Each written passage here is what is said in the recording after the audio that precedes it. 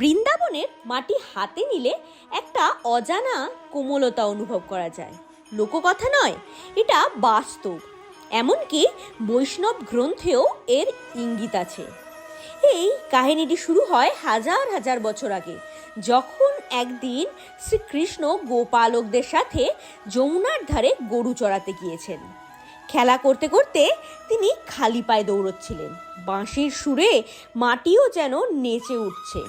হঠাৎ মা যশোদা বলে উঠলেন, কানাই, তোর পায়ে কষ্ট লাগছে না তো? পথ তো শক্ত পাথুরে। শ্রীকৃষ্ণ হেসে বললেন, যে মাটিতে আমার সখা গোপালদের গোপীদের মা যশোদার ভালোবাসা বয়ে নিয়ে চলে, সেই মাটি কখনোই কঠিন হয় না। আমার পদস্পর্শ পেলেই সে মাটি নরম হয়ে যায়। তবুও মায়ের তো মন। মা আবার চটি দিলেন, বললে অন্তত একটা চটি পর। বললেন, তাহলে আমার এত লক্ষ গরুদেরও চটি দিতে হয়। তাহলে একটা ছাতা, তাহলে এত লক্ষ গরুদেরকেও ছাতা দিতে হয়। সেই দিন শ্রীকৃষ্ণ একটু ঝুঁকে হাত ভরে মাটি তুলে বললেন, এই মাটিতে ভালোবাসার ঘ্রাণ আছে, তাই এটি নরম। একে কেউ আঘাত করলে বর্ষার জলই তা আবার কোমল করে দেয়।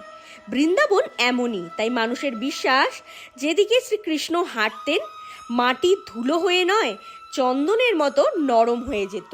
বৈষ্ণব আচার্য বলেন, বৃন্দাবনের ধুলি চৈতন্যময়, কারণ সেখানে শ্রীকৃষ্ণের লীলাস্মৃতি জাগ্রত থাকে।